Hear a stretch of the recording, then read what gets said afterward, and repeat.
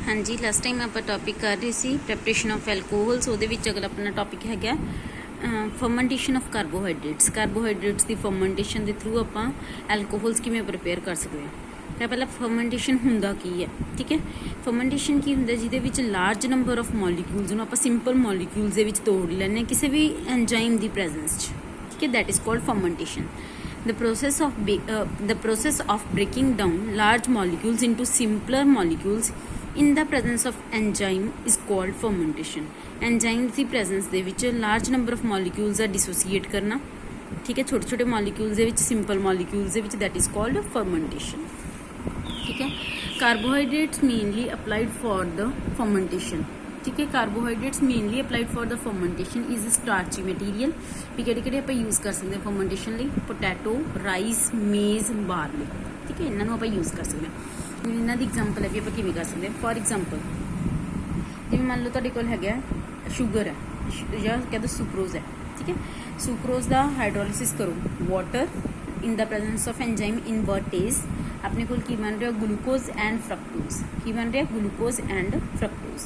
ਉਸ ਤੋਂ ਬਾਅਦ ਕੀ ਕਰਦੇ ਹਾਂ ਗਲੂਕੋਜ਼ ਤੇ ਫਰਕਟੋਜ਼ 'ਚੋਂ ਗਲੂਕੋਜ਼ ਹੈ ਜਿਹੜਾ ਉਹ ਰਿਐਕਟ ਮਤਲਬ ਡਿਸੋਸੀਏਟ ਕਰਦਾ, ਡੀਕੰਪੋਜੀਸ਼ਨ ਅੰਡਰ ਜਾਂਦਾ ਹੈ ਇਨ ਦਾ ਪ੍ਰੈਜ਼ੈਂਸ ਆਫ ਐਂਜ਼ਾਈਮ ਜਾਈਮੀਜ਼, ਠੀਕ ਹੈ। Alcohol and carbon dioxide.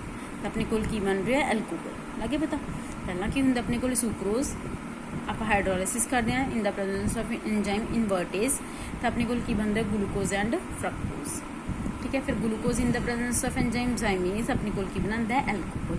ਐਵੇਂ ਜਿਵੇਂ ਮੰਨ ਲਓ ਆਪਣੇ ਕੋਲ ਹੈਗਾ ਸਟਾਰਚ ਦੇ ਵਿੱਚ ਵਾਟਰ ਬਣਨੇ ਆ ਇਨ ਦਾ ਪ੍ਰੈਜ਼ੈਂਸ ਆਫ ਐਂਜ਼ਾਈਮ ਡਾਇਸਟੇਜ਼, ਠੀਕ ਹੈ। ਆਪਣੇ ਕੋਲ ਕੀ ਬਣਦਾ ਮਾਲਟੋਜ਼, ਠੀਕ ਹੈ। ਮਾਲਟੋਜ਼ ਫਿਰ ਉਹਦੇ ਤੋਂ ਮਾਲਟੋਜ਼ ਤੋਂ ਕੀ ਬਣਦਾ glucose in the presence of enzyme maltase ਨਾਲ ਹਾਈਡਰੋਲਿਸਿਸ ਕਰਨਾ ਪੈਂਦਾ। ਫਿਰ ਉਹੀ ਐਂਜ਼ਾਈਮ ਜਾਈਮੀਜ਼, ਫਿਰ ਜਦੋਂ ਗਲੂਕੋਜ਼ ਆ ਗਿਆ ਗਲੂਕੋਜ਼ ਤਾਂ ਉਹੀ ਸੇਮ ਰਿਐਕਸ਼ਨ ਦੇ ਥਰੂ ਆਪਾਂ ਜਾਈਮੀਜ਼ ਪਾ ਐਂਜ਼ਾਈਮ ਦੀ ਪ੍ਰੈਜ਼ੈਂਸ 'ਚ ਆਪਣੇ ਕੋਲ ਕੀ ਬਣ ਜਾਂਦਾ ਹੈ ਐਲਕੋਹਲ। ਲੱਗੇ ਪਤਾ। ਤਾਂ ਇਹ ਆਪਣੇ ਕੋਲ ਹੈਗਾ ਫਰਮੈਂਟੇਸ਼ਨ ਦਾ ਪ੍ਰੋਸੈਸ, ਠੀਕ ਹੈ। ਕਹਿੰਦੇ ਜਿਹੜਾ ਫਰਮੈਂਟਡ ਲਿਕੁਅਰ ਹੈ, ਜਿਹੜਾ ਆਪਣੇ ਕੋਲ ਫਰਮੈਂਟਡ ਲਿਕੁਅਰ ਬਣੂਗਾ ਉਹਦੇ ਵਿੱਚ ਆਪਣੇ ਕੋਲ 18% ਐਲਕੋਹਲ ਹੁੰਦੀ ਹੈ। ਉਹਨੂੰ ਆਪਾਂ ਕੀ ਬੋਲਦੇ ਹਾਂ ਵਾਸ਼ ਵਿੱਚ ਅੰਡਰਗੋ ਫ੍ਰੈਕਸ਼ਨਲ ਡਿਸਟੀਲੇਸ਼ਨ। ਫਿਰ ਉਹਦੀ ਫ੍ਰੈਕਸ਼ਨਲ ਡਿਸਟੀਲੇਸ਼ਨ ਕੀਤੀ ਜਾਂਦੀ ਜਿਹੜਾ ਕਿ ਆਪਾਂ ਨੂੰ 95.6% ਐਲਕੋਹਲ ਦਿੰਦਾ। ਉਹਨੂੰ ਬੋਲਦੇ ਨੇ ਰੈਕਟੀਫਾਈਡ ਸਪਿਰਿਟ। ਉਹਨੂੰ ਕੀ ਬੋਲਦੇ ਨੇ ਰੈਕਟੀਫਾਈਡ ਸਪਿਰਿਟ। ਕਹਿੰਦੇ ਫਿਰ ਆਪਾਂ ਕੀ ਕਰਦੇ ਹਾਂ ਉਹਦੀ ਫਰਦਰ ਡੀਹਾਈਡਰੇਸ਼ਨ ਕਰਦੇ ਹਾਂ ਵਿਦ ਕਿਊਕਲਾਈਨ, ਠੀਕ ਹੈ। And distillation with sodium and calcium. Sodium ਤੇ ਕੈਲਸ਼ੀਅਮ ਦੀ ਪ੍ਰੈਜ਼ੈਂਸ 'ਚ ਉਹਦੀ ਡਿਸਟੀਲੇਸ਼ਨ ਕੀਤੀ ਜਾਂਦੀ ਹੈ ਜਿਹੜਾ ਕਿ ਆਪਾਂ ਨੂੰ 99.8% ਐਲਕੋਹਲ ਦਿੰਦਾ। That is called absolute alcohol. ਤਾਂ ਇਹ ਅਲੱਗ-ਅਲੱਗ question what is wash, what is rectified spirit, what is absolute alcohol. ਤਾਂ ਲਾਸਟ 'ਤੇ ਆਪਣੇ ਕੋਲ ਮਿਲਦਾ ਹੈ ਐਬਸੋਲਿਊਟ ਐਲਕੋਹਲ ਜਿਹਦੇ ਵਿੱਚ 99.8% ਐਲਕੋਹਲ ਹੁੰਦਾ ਹੈ, ਠੀਕ ਹੈ। ਸਮਝ ਆ ਗਿਆ। ਹਾਂਜੀ ਜੀ। ਨੈਕਸਟ ਹੈਗਾ ਆਪਣੇ ਕੋਲੇ ਇਹਦੇ ਵਿੱਚ ਆਪਣੇ ਕੋਲੇ ਰੈਕਟੀਫਾਈਡ ਸਪਿਰਿਟ। ਰੈਕਟੀਫਾਈਡ ਸਪਿਰਿਟ ਮਤਲਬ ਇਹਦੇ ਵਿੱਚ ਪੁੱਛ ਲੈਂਦੇ ਵੀ ਰੈਕਟੀਫਾਈਡ ਸਪਿਰਿਟ ਕਿਹੜਾ ਹੁੰਦਾ, ਐਬਸੋਲਿਊਟ ਐਲਕੋਹਲ ਕਿਹੜਾ ਹੁੰਦਾ, ਡੀਨੇਚੂਰੇਟਿਡ ਐਲਕੋਹਲ ਕਿਹੜਾ ਹੁੰਦਾ। ਤਾਂ ਉਹਦੇ ਵਾਸਤੇ ਯਾਦ ਕਰਨ ਦੀ ਲੋੜ ਹੈ। ਰੈਕਟੀਫਾਈਡ ਸਪਿਰਿਟ 95% ਇਥਾਨੋਲਿਕ ਐਸਿਡ ਹੁੰਦਾ, ਇਥਾਨੋਲਿਕ ਸੋਲਿਊਸ਼ਨ ਹੁੰਦਾ, ਠੀਕ ਹੈ। ਨੈਕਸਟ ਹੈਗਾ ਐਬਸੋਲਿਊਟ ਐਲਕੋਹਲ ਜਿਹੜਾ 100% ਪਿਓਰ ਇਥਾਨੋਲ ਹੁੰਦਾ। ਡੀਨੇਚੂਰੇਟਿਡ ਐਲਕੋਹਲ ਹੁੰਦਾ ਜਿਹੜਾ ਮਿਥਾਈਲੇਟਿਡ ਸਪਿਰਿਟ ਹੁੰਦਾ, ਠੀਕ ਹੈ। ਰਬਿੰਗ ਐਲਕੋਹਲ ਹੁੰਦਾ ਜਿਹੜਾ ਆਈਸੋਪ੍ਰੋਪਾਈਲ ਐਲਕੋਹਲ ਹੁੰਦਾ। ਵੁੱਡ ਐਲਕੋਹਲ ਮਿਥਾਈਲ ਐਲਕੋਹਲ ਨੂੰ ਬੋਲਦੇ ਆ ਤੇ ਗ੍ਰੀਨ ਐਲਕੋਹਲ ਇਥਾਈਲ ਐਲਕੋਹਲ ਨੂੰ ਬੋਲਦੇ ਆ, ਠੀਕ ਹੈ। ਤਾਂ ਇਹ ਐਵੇਂ ਯਾਦ ਕਰਨੇ ਆ। ਇਹ ਸ਼ਾਰਟ ਦੇ ਵਿੱਚ MCQs ਟਾਈਪ ਇੱਕ ਨੰਬਰ ਦੇ ਵਿੱਚ ਮਤਲਬ ਐਵੇਂ ਦੇ ਕੁਐਸਚਨਾਂ ਆ ਜਾਂਦੇ, ਠੀਕ ਹੈ। ਤਾਂ ਜਿਹੜੀ ਫਰਮੈਂਟੇਸ਼ਨ ਹੈ ਇਹ ਮੇਨਲੀ ਕਿਹੜੀ ਕੰਡੀਸ਼ਨ ਅੰਡਰ ਹੁੰਦਾ ਐਨਾਰੋਬਿਕ ਕੰਡੀਸ਼ਨ। ਐਨਾਰੋਬਿਕ ਕਿਹੜੀਆਂ ਹੁੰਦੀਆਂ ਨੇ ਐਰੋਬਿਕ ਹੁੰਦੀ ਹੈ ਪ੍ਰੈਜ਼ੈਂਸ ਆਫ ਏਅਰ, ਐਨਾਰੋਬਿਕ ਹੁੰਦਾ ਐਬਸੈਂਸ ਆਫ ਏਅਰ। ਤਾਂ ਜਿਹੜੀ ਫਰਮੈਂਟੇਸ਼ਨ ਪ੍ਰੋਸੈਸ ਹੈ ਉਹ ਮੇਨਲੀ ਏਅਰ ਦੀ ਐਬਸੈਂਸ ਦੇ ਵਿੱਚ ਹੁੰਦਾ, ਠੀਕ ਹੈ। If air enter the fermentation mixture, ਕਹਿੰਦੇ ਜੇ ਹਵਾ ਫਰਮੈਂਟੇਸ਼ਨ ਮਿਕਸਚਰ ਦੇ ਵਿੱਚ ਐਂਟਰ ਕਰ ਜੇ ਤਾਂ ਜਿਹੜੀ ਆਕਸੀਜਨ ਹੈ ਏਅਰ ਦੀ ਉਹ ਆਕਸੀਡਾਈਜ਼ ਕਰ ਦਿੰਦੀ ਹੈ ਇਥਾਨੋਲ ਨੂੰ ਇਥਾਨੋਇਕ ਐਸਿਡ, ਠੀਕ ਹੈ। ਵਿਚ ਸਪੋਇਲਸ ਦਾ ਟੇਸਟ ਆਫ ਐਲਕੋਹਲਿਕ ਡਰਿੰਕ। ਤਾਂ ਫਿਰ ਉਹ ਇਹਦਾ ਮਤਲਬ ਉਹ ਕੀ ਕਰਦੇ ਉਹਦਾ ਟੇਸਟ ਖਰਾਬ ਕਰ ਦਿੰਦੇ ਆ, ਸਮਝ ਲਓ ਖਰਾਬ ਹੋ ਜਾਂਦੀ ਹੈ, ਠੀਕ ਹੈ। ਤਾਂ ਫਰਮੈਂਟੇਸ਼ਨ ਕੀ ਹੈ, ਫਰਮੈਂਟੇਸ਼ਨ ਕਿੱਥੇ ਹੁੰਦਾ ਇਨ ਦਾ ਐਬਸੈਂਸ ਆਫ ਏਅਰ। ਜੇ ਆਪਾਂ ਨੂੰ ਮਤਲਬ ਉਹਦੇ ਕੰਟੈਕਟ 'ਚ ਏਅਰ ਆ ਗਈ ਤਾਂ ਕੀ ਹੋ ਜਾਊਗਾ ਇਥਾਨੋਲ ਕਿਹਦੇ 'ਚ ਕਨਵਰਟ ਹੋ ਜਾਊਗਾ ਇਥਾਨੋਇਕ ਐਸਿਡ 'ਚ। ਬੱਚੇ ਐਵੇਂ ਸ਼ਾਰਟ ਕੁਐਸਚਨਸ ਦੇ ਵਿੱਚ ਆ ਜਾਂਦਾ ਵੀ ਪ੍ਰੈਜ਼ੈਂਸ ਆਫ ਏਅਰ ਦੇ ਵਿੱਚ ਕੀ ਹੋਊਗਾ ਇਥਾਨੋਲ ਇਥਾਨੋਇਕ ਐਸਿਡ ਦੇ ਵਿੱਚ ਕਨਵਰਟ ਹੋ ਜਾਊਗਾ ਤੇ ਉਹਦੇ ਨਾਲ ਉਹਦਾ ਟੇਸਟ ਖਰਾਬ ਹੋ ਜਾਂਦਾ ਹੈ। ਅੱਗੇ ਬਤਾ ਇਹਦੇ ਨਾਲ ਬੱਚੇ ਆਪਣੀ ਮੈਥਡਸ ਆਫ ਪ੍ਰੈਪਰੇਸ਼ਨ ਖਤਮ ਹੁੰਦੇ ਨੇ। Method of preparation of alcohol. Next topic ਆਪਾਂ ਕਰਨ ਲੱਗੇ physical properties of alcohol. First ਹੈਗਾ alcohol have much higher boiling point. Alcohol ਦਾ ਬੋਇਲਿੰਗ ਪੁਆਇੰਟ ਹਾਈ ਹੁੰਦਾ then the corresponding alkyl halide, ethers, alkenes etc because of hydrogen bonding। मतलब कि ਜਿਹੜਾ ਚਲੋ ਆਪਾਂ ਪਿਛਲੇ ਚੈਪਟਰ ਨਾਲ ਹੀ ਕੰਪੇਅਰ ਕਰ ਲੈਂਦੇ ਹਾਂ। ਆਪਾਂ ਪਿੱਛੇ ਕਰ ਰਹੇ ਹੈਲਾਈਡਸ, ਠੀਕ ਹੈ, ਅਲਕਾਈਲ ਹੈਲਾਈਡ, ਐਰਾਈਲ ਹੈਲਾਈਡ, ਉਹਨਾਂ ਨਾਲੋਂ ਐਲਕੋਹਲ ਦਾ ਜਿਹੜਾ ਬੋਇਲਿੰਗ ਪੁਆਇੰਟ ਹੈ ਉਹ ਹਾਈ ਹੁੰਦਾ। ਕਿਉਂ? ਕਿਉਂਕਿ ਉਹਦੇ ਵਿੱਚ ਕੀ ਹੁੰਦੀ ਹੈ, ਅਲਕੋਹਲ ਦੇ ਵਿੱਚ ਹਾਈਡਰੋਜਨ ਬੌਂਡਿੰਗ। ਚਲੋ ਮੈਂ ਥੋੜੀ ਜਿਹੀ ਤੁਹਾਨੂੰ ਬਣਾ ਕੇ ਵੀ ਦਿਖਾ ਦਿੰਦੀ ਹਾਂ। ਹਾਈਡਰੋਜਨ ਬੌਂਡਿੰਗ ਕਿਸ ਟਾਈਪ ਹੁੰਦੀ ਹੈ, ROH, ਫਿਰ ਅੱਗੇ ਫਰਦਰ HOR, ਠੀਕ ਹੈ, ਫਿਰ ਅੱਗੇ ਦੀ ਅੱਗੇ ਐਵੇਂ ਹਾਈਡਰੋਜਨ HOR, ਐਵੇਂ ਦੀ ਐਵੇਂ ਅੱਗੇ ਦੀ ਅੱਗੇ ਇੱਥੇ ਹਾਈਡਰੋਜਨ ਬੌਂਡਿੰਗ ਹੁੰਦੀ ਹੈ। ਆਪਾਂ ਨੂੰ ਪਤਾ ਵੀ ਇਹਨਾਂ ਸਾਰਿਆਂ ਮਤਲਬ ਇਹਨਾਂ ਦੇ ਵਿੱਚ ਹਾਈਡਰੋਜਨ ਬੌਂਡਿੰਗ ਹੋ ਰਹੀ ਹੈ ਤਾਂ comparatively intermolecular force of interaction ਕੀ ਹੋਣਗੀਆਂ, ਸਟਰੋਂਗ ਹੋਣਗੀਆਂ, ਠੀਕ ਹੈ। Next again second point, boiling point increase with increase in the length of carbon chain. ਕਹਿੰਦੇ ਬੋਇਲਿੰਗ ਪੁਆਇੰਟ ਹੈ ਜਿਹੜਾ ਜਿਵੇਂ ਜਿਵੇਂ ਕਾਰਬਨ ਚੇਨ ਦੀ ਲੈਂਥ ਇੰਕਰੀਜ਼ ਕਰਦੀ ਹੈ ਉਵੇਂ ਉਵੇਂ ਇਨਕਰੀਜ਼ ਕਰਦਾ ਹੈ। ਇਹ ਆਪਾਂ ਬੱਚੇ ਸਾਰੀ ਡਿਟੇਲ ਇਹਦੀ ਅਲਕਾਈਲ ਹੈਲਾਈਡ ਚੈਪਟਰ 'ਚ ਕਰੀ ਹੈ। ਤੇ ਡਿਕਰੀਜ਼ ਕਰਦਾ ਹੈ ਵਿਦ ਇਨਕਰੀਜ਼ ਇਨ ਬ੍ਰਾਂਚਿੰਗ, ਠੀਕ ਹੈ। ਤਾਂ ਕੀ ਹੈ, ਬੋਇਲਿੰਗ ਪੁਆਇੰਟ ਇਨਕਰੀਜ਼ ਕਰਦਾ ਹੈ with increase in length of carbon chain. Boiling point ਵੱਧਦਾ ਜੇ ਕਾਰਬਨ ਚੇਨ ਦੀ ਲੈਂਥ ਵੱਧਦੀ ਹੈ, ਡਿਕਰੀਜ਼ ਕਰਦਾ as branching increase.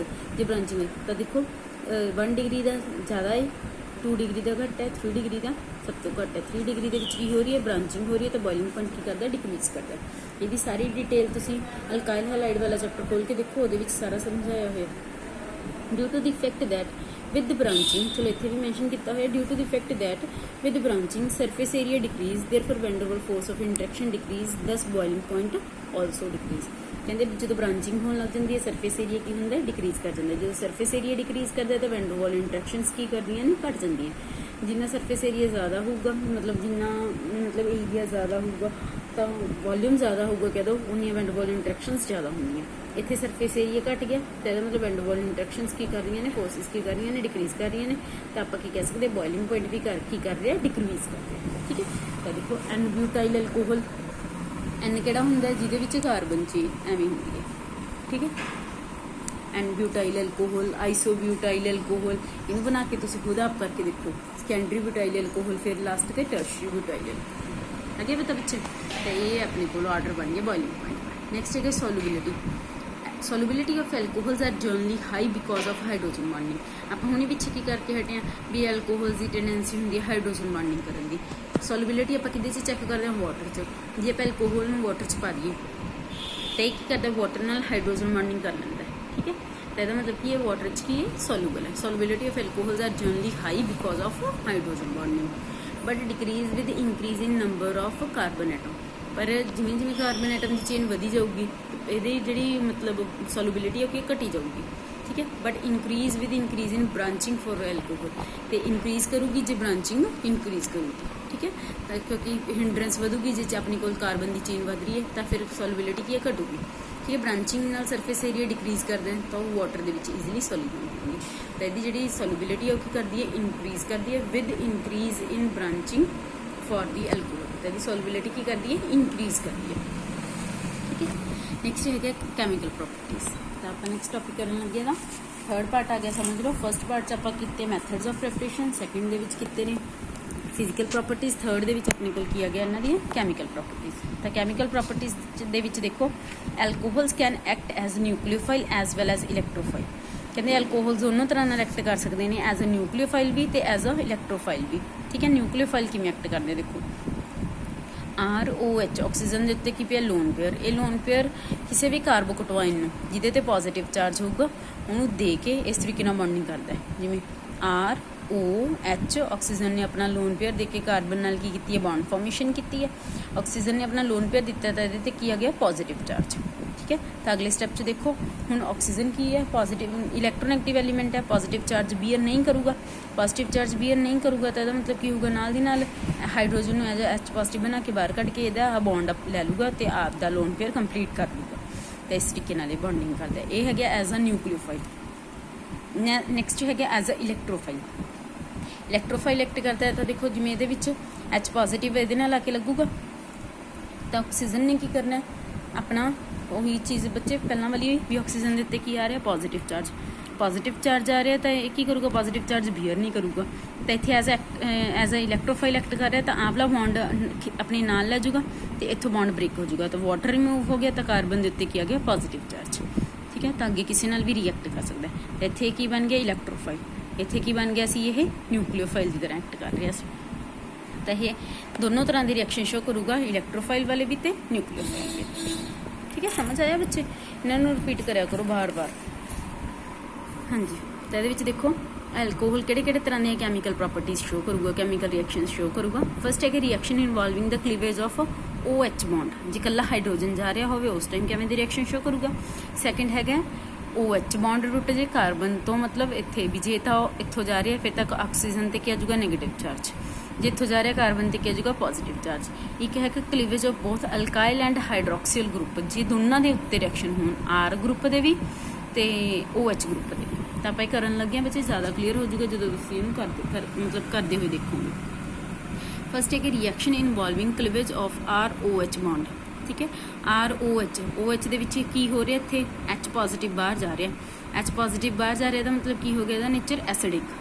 H positive ਬਾਹਰ ਜਾ ਰਿਹਾ ਦਾ ਮਤਲਬ ਇਹਦਾ ਨੇਚਰ ਕੀ ਹੈ, ਐਸਿਡਿਕ। ਮਤਲਬ ਜਿਹੜੀ ਸਪੀਸ਼ੀਜ਼ H ਪੋਜ਼ਿਟਿਵ ਹੁੰਦੀਆਂ ਨੇ ਉਹ ਕੀ ਹੁੰਦੀਆਂ ਨੇ, ਐਸਿਡਿਕ ਹੁੰਦੀਆਂ ਨੇ। ਠੀਕ ਹੈ, ਤਾਂ ਤੁਸੀਂ ਦੇਖੋ ਜੇ ਹੁਣ ਇਹ ਵਧੀਆ ਐਸਿਡ ਹੋਵੇ, ਐਲਕੋਹਲ ਵਧੀਆ ਐਸਿਡ ਹੋਵੇ ਤਾਂ ਕੀ ਹੋਊਗਾ, ਇਹ ਸਟੇਬਲ ਬੇਸ ਬਣਾਊਗਾ। ਸਮਝ ਆਇਆ? ਤਾਂ ਇਹ ਕੀ ਬਣਾਊਗਾ, ਸਟੇਬਲ ਬੇਸ ਬਣਾਊਗਾ। ਤਾਂ ਇਹ ਜਿਹੜੀ ਇਹਦੀ ਸਟੇਬਿਲਿਟੀ ਹੈ ਉਹ ਕਿੱਤੇ ਡਿਪੈਂਡ ਕਰਦੀ ਹੈ ਵੀ ਜਿਹੜਾ ਇਹਦਾ ਮਤਲਬ ਇਹ ਸਟਰੋਂਗ ਐਸਿਡ ਹੈ ਕਿ ਨਹੀਂ ਹੈ, ਜਾਂ ਕਹਿ ਦੋ ਬੇਸ ਦੀ ਸਟੇਬਿਲਿਟੀ ਹੈ ਉਹਦੀ ਚਾਰਜ ਡੈਂਸਿਟੀ ਦੇ ਉੱਤੇ ਡਿਪੈਂਡ ਕਰਦੀ ਹੈ। ਠੀਕ ਹੈ, ਤਾਂ ਤੁਸੀਂ ਦੇਖੋ a stronger acid produce stable base. Stronger acid ਕੀ ਕਰਦਾ, ਇੱਕ ਸਟੇਬਲ ਬੇਸ ਪ੍ਰੋਡਿਊਸ ਕਰਦਾ। ਮਤਲਬ ਕੀ ਹੈ, ਜਦੋਂ ਆਹ ਰਿਐਕਸ਼ਨ ਇਹ H ਪੋਜ਼ਿਟਿਵ ਲੂਜ਼ ਕਰੂਗਾ ਤਾਂ ਦੇਖੋ ਕੀ ਹੋਊਗਾ, ROH ਇਹ ਹੈ ਨਾ, ਜਦੋਂ ਇਹ ਆਪਣਾ H ਪੋਜ਼ਿਟਿਵ ਦੇਊਗਾ ਤਾਂ ਕੀ ਹੋਊਗਾ, ਆਕਸੀਜਨ ਦੇ ਉੱਤੇ ਨੈਗੇਟਿਵ ਚਾਰਜ ਪਲੱਸ ਇੱਥੇ ਪੋਜ਼ਿਟਿਵ। ठीक है, एवें बनूगा। तो देखो stronger acid produce stable base, तो इन्हें जो H पॉजिटिव छड्डना है। ठीक है, तो ये जो RO नेगेटिव बन रहा है ये की होगा, स्टेबल बेस होगा। ठीक है, जी ये स्टेबिलिटी है वो कितने डिपेंड करती है, ये चार्ज डेंसिटी के उत्ते ते इहदी इलैक्ट्रोनेगेटिविटी के उत्ते भी जो नैगेटिव चार्ज आ रहा है वो नैगेटिव नूं मतलब ईजीली बीयर कर पा रहा है। नैगेटिव चार्ज का नाल कोई ये अनस्टेबिलिटी तो नहीं आ रही, स्टेबल रह रहा है ये तो ये डिपेंड करूगा। ठीक है, तो with in the group size factor dominates if negative charge on larger atom its charge density will be less, it will be more stable but less basic। ठीक है, हाँ जी बच्चे, इस चीज़ में देखो आप इस तरीके नाल समझ रहे हैं। जिवें मान लो देखो अपने को एल्कोहल है। ठीक है, एल्कोहल ਦੇ ਵਿੱਚ ਕੀ ਹੋ ਰਿਹਾ ਵੀ ਜਿਹੜਾ ਇਹਦਾ ਗਰੁੱਪ ਲੱਗਿਆ ਹੋਇਆ ਜਦੋਂ ਆ ਬਣੂਗਾ ਉਹ ਇਹ H ਪੋਜ਼ਿਟਿਵ ਦਿੱਤਾ, ਆਕਸੀਜਨ ਦੇ ਉੱਤੇ ਕੀ ਆ ਰਿਹਾ, ਨੈਗੇਟਿਵ ਚਾਰਜ। ਤੇ ਇਹਦੇ ਨਾਲ ਇੱਥੇ ਕੀ ਲੱਗਿਆ ਹੋਇਆ, ਦੇਖੋ R ਗਰੁੱਪ ਲੱਗਿਆ ਹੋਇਆ। R ਗਰੁੱਪ ਕੀ ਹੁੰਦਾ, ਇਲੈਕਟ੍ਰੋਨ ਡੋਨੇਟਿੰਗ ਗਰੁੱਪ ਹੁੰਦਾ। R ਗਰੁੱਪ ਕਿਹੜਾ ਹੁੰਦਾ, ਇਲੈਕਟ੍ਰੋਨ ਡੋਨੇਟਿੰਗ। ਇਹ ਕੀ ਕਰੂਗਾ, ਇਲੈਕਟ੍ਰੋਨ ਡੋਨੇਟ ਕਰੂਗਾ, ਤਾਂ ਇਹਦੇ ਨਾਲ ਆਕਸੀਜਨ ਦੇ ਉੱਤੇ ਕੀ ਆ ਜਾਊਗਾ, ਨੈਗੇਟਿਵ ਚਾਰਜ। ਇਹਦੇ ਨਾਲ ਆਕਸੀਜਨ ਦੇ ਉੱਤੇ ਕੀ ਹੋਊਗਾ, ਨੈਗੇਟਿਵ ਚਾਰਜ। ਇਹਦੇ ਤੇ ਪਹਿਲਾਂ ਹੀ ਨੈਗੇਟਿਵ ਚਾਰਜ ਹੈ, ਇਹਦੇ ਤੇ ਇਲੈਕਟ੍ਰੋਨ ਡੈਂਸਿਟੀ ਕੀ ਹੋ ਰਹੀ ਹੈ, ਵੱਧ ਰਹੀ ਹੈ। ਤਾਂ ਇਹ ਕੀ ਕਰ ਲੂ ਕੰਪੈਰੇਟਿਵਲੀ ਜੇ ਆਪਾਂ ਇਹਨੂੰ ਐਵੇਂ ਦੇ ਗਰੁੱਪ ਨਾਲ, ਜਿਵੇਂ ਮੰਨ ਲਓ ਇੱਥੇ ਵਾਟਰ ਨਾਲ ਕੰਪੇਅਰ ਕੀਤਾ ਹੋਇਆ, ROH ਇਹਨੇ H ਪੋਜ਼ਿਟਿਵ ਦਿੱਤਾ, R ਦੇ ਉੱਤੇ ਕੀ ਹੈ, ਆਕਸੀਜਨ ਦੇ ਉੱਤੇ ਕੀ ਆ ਰਿਹਾ, ਨੈਗੇਟਿਵ ਚਾਰਜ। R ਗਰੁੱਪ ਕੀ ਹੈ, ਇਲੈਕਟ੍ਰੋਨ ਡੋਨੇਟਿੰਗ, ਇਹਨੇ H ਪੋਜ਼ਿਟਿਵ ਦਿੱਤਾ, ਉਹਦੇ ਉੱਤੇ ਕੀ ਆ ਰਿਹਾ, ਨੈਗੇਟਿਵ ਚਾਰਜ। ਇੱਥੇ ਕੀ ਹੈ ਆਪਣੇ ਕੋਲ, ਹਾਈਡਰੋਜਨ। ਇੱਥੇ ਤਾਂ R ਗਰੁੱਪ ਇਲੈਕਟ੍ਰੋਨ ਡੋਨੇਟ ਕਰ ਰਿਹਾ, ਇੱਥੇ H ਨਾ ਦਿੰਦਾ ਨਾ ਲੈਂਦਾ। ਤੇ ਇੱਥੇ ਇਲੈਕਟ੍ਰੋਨ ਦੇ ਕੇ ਇਹਦੇ ਤੇ ਪਹਿਲਾਂ ਹੀ ਨੈਗੇਟਿਵ ਚਾਰਜ ਹੈ, ਇਹਨੂੰ ਕੀ ਕਰ ਰਿਹਾ, ਅਨਸਟੇਬਲ ਕਰ ਰਿਹਾ। ਇਹ ਕੀ ਹੈ, ਸਟੇਬਲ। ਹੁਣ ਕਿਸੇ ਨੇ ਮੰਨ ਲਓ ਖਾਣਾ ਖਾ ਰੱਖਿਆ, ਆਪਾਂ ਕੋਈ ਇੱਕ ਰੋਟੀ ਹੋਰ ਖਾ ਤਾਂ ਕੀ ਹੋਊਗਾ, ਅਨਸਟੇਬਲ ਹੀ ਹੋਊਗਾ। ਜਦੋਂ ਜਿੰਨਾ ਖਾਣਾ ਉਹਨੇ ਖਾਣਾ ਸੀ ਖਾ ਲਿਆ, ਐਕਸਟਰਾ ਦੇਵਾਂਗੇ ਤਾਂ ਕੀ ਹੋਊਗਾ, ਉਹ ਅਨਸਟੇਬਲ। ਇੱਥੇ ਕੀ ਹੋ ਰਿਹਾ, ਜਿੰਨਾ ਉਹਨੇ ਨੈਗੇਟਿਵ ਚਾਰਜ ਲੈਣਾ ਸੀ ਲੈ ਲਿਆ, ਇੱਥੇ ਨਾ ਉਹਨੂੰ ਦੇ ਰਿਹਾ ਨਾ ਲੈ ਰਿਹਾ, ਤਾਂ ਇਹ ਕੀ ਹੈ, ਸਟੇਬਲ। ਤਾਂ ਕੀ ਹੈ, less stable due to the positive I effect of R group. ਤਾਂ ਆਪਾਂ ਕੀ ਕਹਿ ਸਕਦੇ ਹਾਂ ਵੀ ਐਵੇਂ ਕੰਪੈਰੀਜ਼ਨ 'ਚ ਦੱਸਣਾ ਵੀ ਜਿਹੜੇ ਐਲਕੋਹਲਸ ਨੇ ਉਹ ਵਾਟਰ ਤੋਂ ਵੀਕਰ ਐਸਿਡ ਹੈ। ਠੀਕ ਹੈ, alcohols are weaker acid than water. ਕਿਉਂ, ਕਿਉਂਕਿ ਇਹਦੇ ਨਾਲ ਕੀ ਲੱਗਿਆ ਹੋਇਆ ਇੱਥੇ R ਗਰੁੱਪ। R ਗਰੁੱਪ ਕੀ ਹੈ, ਇਲੈਕਟ੍ਰੋਨ ਡੋਨੇਟਿੰਗ। ਇੱਥੇ ਕੀ ਲੱਗਿਆ ਹੋਇਆ, H ਨਾ ਇਲੈਕਟ੍ਰੋਨ ਲਵੇ ਤੇ ਨਾ ਇਲੈਕਟ੍ਰੋਨ ਦੇਵੇ। ਨੈਕਸਟ ਹੈਗਾ ਐਸਿਡਿਕ ਸਟਰੈਂਥ ਆਰਡਰ। ਹੋਰ ਆਪਾਂ ਇਹਨਾਂ ਨੂੰ ਕੰਪੇਅਰ ਕਰ ਲੈਂਦੇ ਹਾਂ, ਜਿਵੇਂ ਆਪਣੇ ਕੋਲ ਅਲੱਗ-ਅਲੱਗ ਲਏ ਹੋਏ ਨੇ। ਠੀਕ ਹੈ, ਸਲਫੋਨਿਕ ਐਸਿਡ ਲਿਆ ਹੋਇਆ ਆਪਣੇ ਕੋਲ, ਇੱਥੇ ਕਾਰਬੋਕਸਿਲਿਕ ਐਸਿਡ ਲਈ ਹੈ, ਫਿਨੋਲ ਲਈ ਹੈ, ਵਾਟਰ ਲਈ ਹੈ, ਐਲਕੋਹਲ ਲਈ ਹੈ। ਠੀਕ ਹੈ, ਤਾਂ ਮਤਲਬ ਇੱਥੇ ਆਪਣੇ ਕੋਲ ਐਲਕਾਈਨ, ਅਮੋਨੀਆ ਅਲੱਗ-ਅਲੱਗ ਗਰੁੱਪਸ ਲਏ ਹੋਏ ਨੇ। ਤਾਂ ਇਹਦੇ ਵਿੱਚ ਦੇਖੋ ਬੱਚੇ ਮੇਨ ਆਪਣੇ ਕੋਲ ਇਹਨਾਂ ਚਾਰਾਂ ਦਾ ਕੁਐਸਚਨ ਬਣਦਾ ਹੈ। ਠੀਕ ਹੈ, ਵੀ ਆਪਾਂ ਨੇ ਇੱਥੇ ਕੁਐਸਚਨ ਚਾਰ ਨੇ ਨਾ, ਚਾਰ ਦੇ ਵਿੱਚ ਸਭ ਤੋਂ ਸਟਰੋਂਗ ਐਸਿਡ ਕਿਹੜਾ ਹੈ, ਕਾਰਬੋਕਸਿਲਿਕ ਐਸਿਡ COOH ਗਰੁੱਪ। ਫਿਰ ਫਿਨੋਲ ਇਸ ਤੋਂ ਘੱਟ ਹੈ, ਫਿਰ ਵਾਟਰ ਇਸ ਤੋਂ ਘੱਟ ਹੈ, ਤੇ ਐਲਕੋਹਲ ਸਭ ਤੋਂ ਵੀਕ ਐਸਿਡ ਹੈ ਇਹਨਾਂ ਚਾਰਾਂ ਦੇ ਵਿੱਚ। ਤਾਂ ਇਹਨਾਂ ਚਾਰਾਂ ਦੇ ਵਿੱਚ ਕੁਐਸਚਨ ਚੇਂਜ ਕਰਕੇ ਆ ਜਾਂਦੇ ਆ। ਵਾਈ ਜਿਵੇਂ ਹੁਣ ਆਪਾਂ ਇੱਥੇ ਕਰਕੇ ਹਟੇ ਹਾਂ, alcohol is weaker acid than water, why. ਠੀਕ ਹੈ, alcohol is weaker acid than alcohol is weaker acid than water why, ਜਾਂ ਕਹਿ ਦੇਣਗੇ phenol is stronger acid than water why, ਜਾਂ ਕਹਿ ਦੇਣਗੇ carboxylic acid is stronger acid than phenol, ਐਵੇਂ ਦਾ ਕੁਛ। ਤੇ ਇਹਨਾਂ ਚਾਰਾਂ ਦੇ ਉੱਤੇ ਮੇਨ ਕੁਐਸਚਨ ਬਣਦਾ। ਆਰਡਰ ਤੁਸੀਂ ਸਾਰਾ ਹੀ ਯਾਦ ਕਰ ਲਓ, ਬਟ ਕੁਐਸਚਨ ਇਹਨਾਂ ਤਿੰਨਾਂ ਤੇ ਬਣਦਾ। ਕਿਉਂ ਹੁੰਦਾ ਇਹ ਆਪਾਂ ਇਹਦਾ ਕੰਪਲੀਟ ਆਨਸਰ ਡਿਟੇਲ ਦੇ ਵਿੱਚ ਕਰਾਂਗੇ। ਇੱਕ ਕੁਐਸਚਨ ਦਾ ਤਾਂ ਆਨਸਰ ਤੁਹਾਨੂੰ ਦੇ ਹੀ ਦਿੱਤਾ ਵੀ ਕਿਉਂਕਿ ਆਪਾਂ ਹੁਣ ਤੱਕ ਇਕੱਲਾ ਐਲਕੋਹਲ ਪੜ੍ਹਿਆ ਜੀ, ਫਿਰ ਇਸ ਤੋਂ ਬਾਅਦ ਫਿਨੋਲ ਪੜਾਂਗੇ, ਫਿਰ ਆਪਾਂ ਫਿਨੋਲ ਦਾ ਕੰਪੈਰੀਜ਼ਨ ਵਾਟਰ ਨਾਲ ਵੀ ਕਰਾਂਗੇ ਤੇ ਐਲਕੋਹਲ ਨਾਲ ਵੀ ਕਰਾਂਗੇ। ਫਿਰ ਉਸ ਤੋਂ ਬਾਅਦ ਆਪਾਂ ਕਾਰਬੋਕਸਿਲਿਕ ਐਸਿਡਸ ਪੜਾਂਗੇ, ਉੱਥੇ ਆਪਾਂ ਇਹਦਾ ਕੰਪੈਰੀਜ਼ਨ ਇਹਨਾਂ ਤਿੰਨਾਂ ਨਾਲ ਕਰਕੇ ਮਤਲਬ ਚਾਰਾਂ ਦਾ ਆਪਸ 'ਚ ਕੰਪੈਰੀਜ਼ਨ ਕਰਾਂਗੇ। ਹੁਣ ਆਪਾਂ ਨੇ ਸਿਰਫ ਇਹ ਦੋਨੋਂ ਡਿਸਕਸ ਕੀਤੇ, ਉਸ ਤੋਂ ਬਾਅਦ ਆ ਤਿੰਨੋਂ ਕਰਾਂਗੇ, ਉਸ ਤੋਂ ਬਾਅਦ ਆ ਸਾਰੀ ਕਰਾਂਗੇ। ਠੀਕ ਹੈ, ਨੈਕਸਟ ਹੈਗਾ alcohol do not turn blue litmus red. Alcohol ਹੈ ਜਿਹੜਾ ਬਲੂ ਲਿਟਮਸ ਨੂੰ ਰੈੱਡ ਦੇ ਵਿੱਚ ਕਨਵਰਟ ਨਹੀਂ ਕਰਦਾ। ਠੀਕ ਹੈ, 1 degree alcohol, 2 degree, 3 degree alcohol acidic strength ਹੈ ਜਿਹੜੀ ਇਸ ਤਰੀਕੇ ਨਾਲ ਡਿਕਰੀਜ਼ ਕਰਦੀ ਹੈ। ਹੈ ਕਿ ਪਤਾ ਕਿਉਂ ਡਿਕਰੀਜ਼ ਕਰਦੀ ਹੈ? ਇਹਦਾ ਰੀਜ਼ਨ ਦੇਖੋ, ਜਿਵੇਂ 3 ਡਿਗਰੀ ਐਲਕੋਹਲ ਹੈ, ਆਪ ਕਾਰਬਨ ਹੈ, ਕਾਰਬਨ ਦੇਖੋ ਆਪਾਂ ਇੱਥੇ ਕੀ ਕਰਕੇ ਹਟੇ ਹਾਂ 1 ਡਿਗਰੀ, 1 ਡਿਗਰੀ ਲਗਾ ਲਓ, ਆਰ ਗਰੁੱਪ ਹੈ, ਆਰ ਗਰੁੱਪ ਇਲੈਕਟ੍ਰੋਨ ਡੋਨੇਟਿੰਗ ਹੈ। ਇੱਥੇ ਦੇਖੋ ਕਾਰਬਨ ਦੇ ਨਾਲ ਕਿੰਨੇ ਆਰ ਗਰੁੱਪ ਲੱਗੇ ਨੇ? 3। ਜਿੰਨੇ ਆਰ ਗਰੁੱਪ ਕੀ ਹੁੰਦੇ ਨੇ? ਹਮੇਸ਼ਾ ਇਲੈਕਟ੍ਰੋਨ ਡੋਨੇਟਿੰਗ, ਇਲੈਕਟ੍ਰੋਨ ਦਿੰਦੇ ਨੇ ਕਾਰਬਨ ਦੇ ਉੱਤੇ, ਇਲੈਕਟ੍ਰੋਨ ਡੈਂਸਿਟੀ ਵਧਾਉਂਦੇ ਨੇ। ਇਹ ਜਿਹੜੀ ਇਲੈਕਟ੍ਰੋਨ ਡੈਂਸਿਟੀ ਵਧਾਉਂਦੇ ਇਨ ਟਰਨਸ ਕਿਹਦੇ ਤੇ ਵੱਧਦੀ? ਆਕਸੀਜਨ ਦੇ ਉੱਤੇ ਨੈਗੇਟਿਵ ਚਾਰਜ ਵੱਧਦਾ। ਅਗਰ ਆਕਸੀਜਨ ਤੇ ਨੈਗੇਟਿਵ ਚਾਰਜ ਵੱਧ ਰਿਹਾ ਹੈ, ਪਹਿਲਾਂ ਤਾਂ ਦੇਖੋ ਇੱਕ ਆਰ ਗਰੁੱਪ ਇਲੈਕਟ੍ਰੋਨ ਦੇ ਕੇ ਇਹਨੂੰ ਅਨਸਟੇਬਲ ਕਰ ਰਿਹਾ ਸੀ, ਫਿਰ 2 ਡਿਗਰੀ 'ਚ 2 ਦੇਣਗੇ, 3 ਡਿਗਰੀ 'ਚ 3 ਦੇ ਰਿਹਾ, ਤਾਂ ਇਹ ਬਹੁਤ ਜ਼ਿਆਦਾ ਅਨਸਟੇਬਲ ਹੋ ਜਾਊਗਾ। ਤਾਂ ਇਹ ਜਿਹੜਾ ਪ੍ਰੋਡਕਟ ਬਣੂਗਾ ਜਾਂ ਕਹਿ ਦੋ ਬੇਸ ਬਣੂਗਾ, ਇਹ ਕੀ ਹੋਊਗਾ? ਅਨਸਟੇਬਲ। ਤਾਂ ਇਹ ਆਰਡਰ ਲਿਖਿਆ 1 ਡਿਗਰੀ ਐਲਕੋਹਲ ਕੰਪੈरेटिवली ਸਟੇਬਲ ਹੈ। ਠੀਕ ਹੈ, ਐਸਿਡਿਕ ਸਟਰੈਂਥ ਵਾਸਤੇ। ਠੀਕ ਹੈ, ਫਿਰ 2 ਡਿਗਰੀ, ਫਿਰ ਆਪਣੇ ਕੋਲ ਕੀ ਆਊਗਾ? 3 ਡਿਗਰੀ। ਆਗੇ ਪਤਾ ਬੱਚੇ, ਸਮਝ ਆਇਆ? ਤਾਂ ਇਹ ਕੁਐਸਚਨ ਦਾ ਕੰਪੈਰੀਜ਼ਨ ਕਰਨਾ, ਇਹਨਾਂ ਦੇ ਕੁਐਸਚਨਸ ਅਲੱਗ ਤੋਂ ਬਣ ਜਾਂਦੇ ਵੀ ਕਿਹੜਾ ਐਲਕੋਹਲ ਸਟਰੋਂਗ ਐਸਿਡ ਹੋਊਗਾ, ਕਿਹੜਾ ਨਹੀਂ ਹੋਊਗਾ, ਤਾਂ ਇਹਨਾਂ ਨੂੰ ਆਪਾਂ ਡਿਸਕਸ ਕਰਾਂਗੇ। ਤਾਂ ਨੈਕਸਟ ਲੈਕਚਰ ਆਪਾਂ ਨੈਕਸਟ ਵੀਡੀਓ 'ਚ ਕਰਦੇ ਹਾਂ। ਇੱਥੇ ਤੱਕ ਪੜ੍ਹ ਕੇ ਬੱਚੇ ਮੈਨੂੰ ਕੁਐਸਚਨਸ ਵਗੈਰਾ ਦਿਆ ਕਰੋ, ਕੋਈ ਪ੍ਰੋਬਲਮ ਹੁੰਦੀ ਮੈਨੂੰ ਪੁੱਛਿਓ। Okay, thank you.